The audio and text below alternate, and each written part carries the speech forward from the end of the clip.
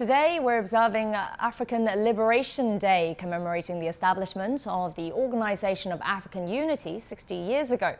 On 25th of May 1963, representatives from 30 African nations gathered in Addis Ababa in Ethiopia, marking a significant milestone in Africa's struggle against colonialism and apartheid.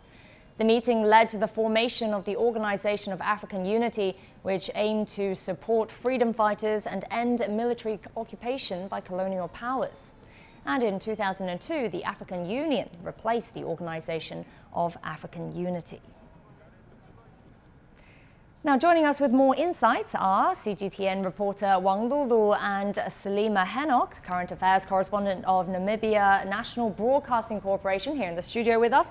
And we also have Dr. Joseph Olivier Mendo'o, head of the African Youth Delegation in China, joining us via Skype. So welcome to all of you. Well, Salima, let me start with you. First of all, a warm welcome to our CGTN headquarters. So as an African journalist, what does Africa Freedom Day mean to you? And also, how do you view the future for the young African generation?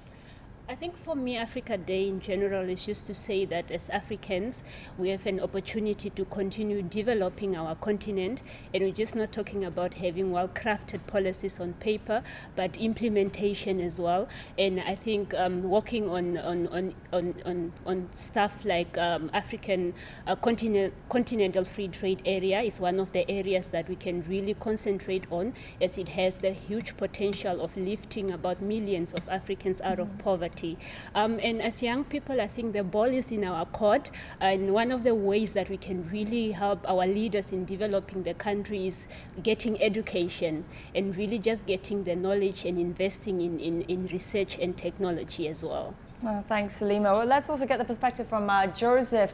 Hi, Joseph. So African countries are at very different stages of development. What would you say are their biggest needs from the international community?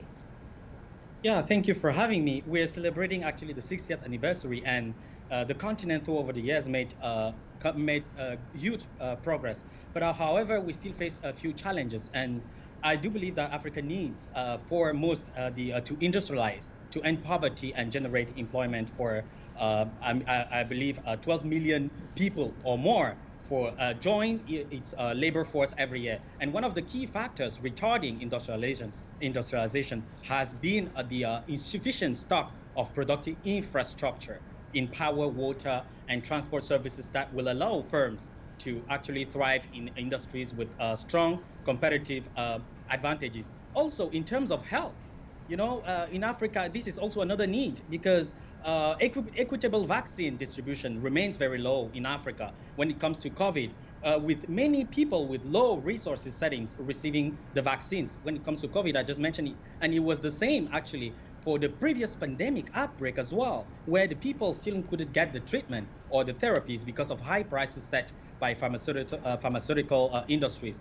So not only vaccine distribution, but also in terms of vaccine production. And lastly, I do believe that although Africa is producing less than 4% of the global CO2 emission, but Africa is still in needs, or Africa still needs a lot in terms of environmental protection, because we still face deforestation and drought. We all heard about the historical drought in the Eastern Africa. Thanks, Joseph. Now, we've also got our very own Lulu here. So, Lulu, we know that you worked for the CGTN Bureau in Africa for 7 years there. So can you share with us some memorable moments? You must have lots of them. Yeah, sure. Yeah, I have worked and lived in Africa for over 7 years. So most of time I stayed in Nairobi, the capital of Kenya, but I also traveled very frequently on the continent. So firstly, I would like to say is that when we mentioned about Africa, it's very common that many people would generalize Africa as a single entity, but actually Africa has like as many as 54 countries, and each country is different from each other. They have a different historical background, have different cultures, people speaking different languages. And since I have traveled like over half of the continent, and to me, each country is unique, is different. They all left me a good memories.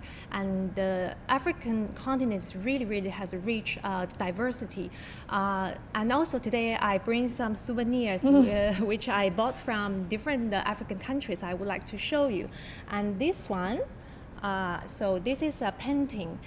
If you take a look at this painting, it's quite colorful. It's look like a child painting, but this one is called the Tinga Tinga Arts.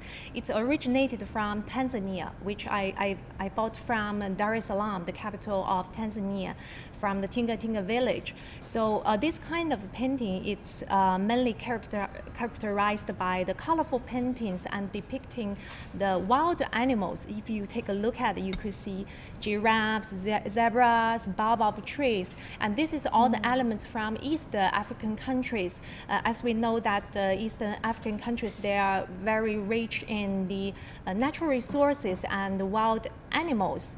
And the other one I want to show you is this one. So this is a leopard, but if you take it, it's very heavy. This is made by the bronze. And if you take a look at the head of the leopard, this image would immediately tell you this is from the West Africa.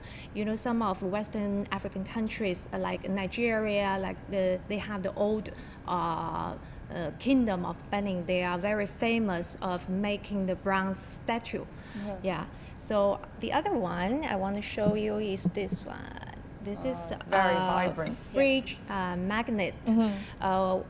It's very special because it's made by a lot of different colors of beads, and this is all handmade by the Maasai people. So the Maasai people is an ethnic group from Kenya, from Tanzania.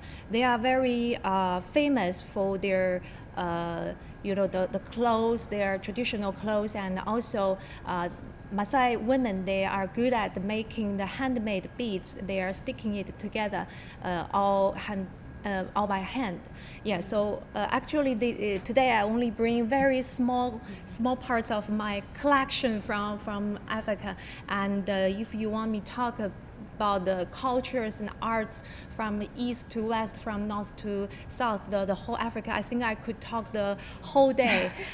But I think what impressed me most during my stay in Africa, I think I have witnessed its really fast development on the continent. Not only the infrastructure, not only the economic, but also what impressed me most is the African youth, the young people, as Salima just mentioned. I've been talking a lot with the African young people and also young entrepreneurs. I think they impress me a lot because they have the strong willingness and eagerness to connect themselves to the rest of the world, and they are quite internationalized, and they are open-minded and innovative, and I think they are good at using the very limited resources to make their own ideas become true. So for me, I think Africa is really a booming, uprising and very fast developing continent that everybody should not neglect. Well, thank you so much for sharing with us. And, I have to ask to see more of your collection later, but thank you so much. And guys, please do stay with us. We'll come back to you just a little bit later on the show. High-level exchanges between China and African nations have been taking place since November 2022, and African leaders have spoken about cooperation with China. President Samia Suluhu Hassan says Tanzania sees China as its real and most important friend, adding that the country is willing to be China's trustworthy partner for the long term. The two countries have agreed to expand cooperation in the fields of manufacturing and green development. Eritrean President Isaias Afwerki said African countries still face hegemonism and unfair treatment, but the international community believes that China will make greater contributions to human development and international fairness. It's been 10 years since President Xi Jinping put forward China's policy towards Africa, and that's a policy epitomized by sincerity, real results, amity, good faith, and the pursuit of the greater good and shared interests.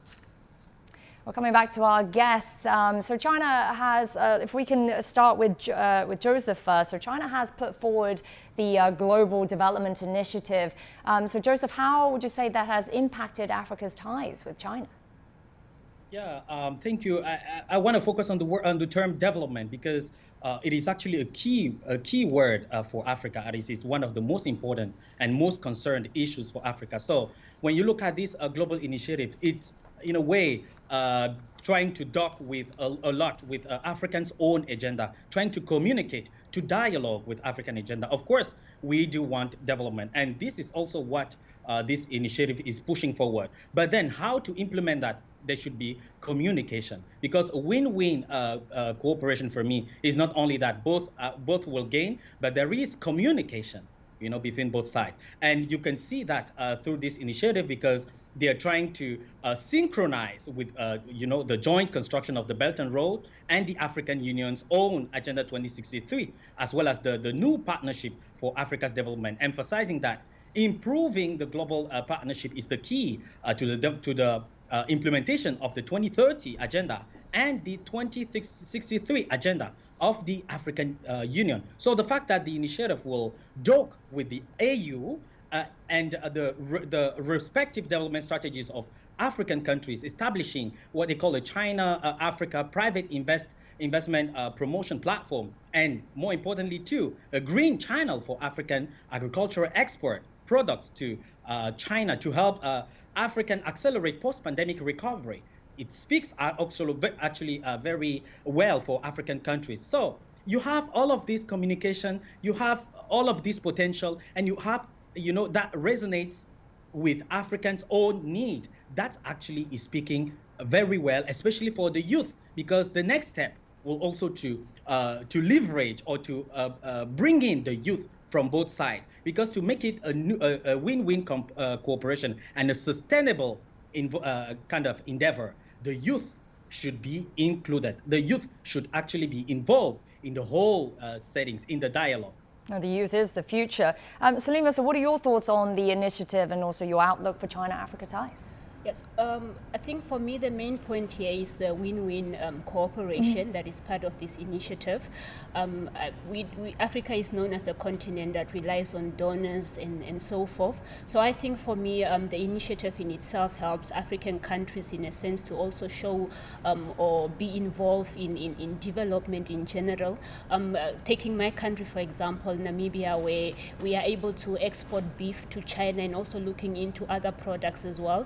And also just working with China in terms of infrastructure development as well.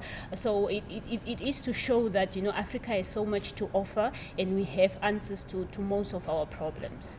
All right, well, thank you all so much. Really appreciate it. Salima Hanok with the Namibia National Broadcasting Corporation, our very own Wang Lulu, and also joining us via Skype, Olivier Mendo'o, head of the African Youth Delegation in China.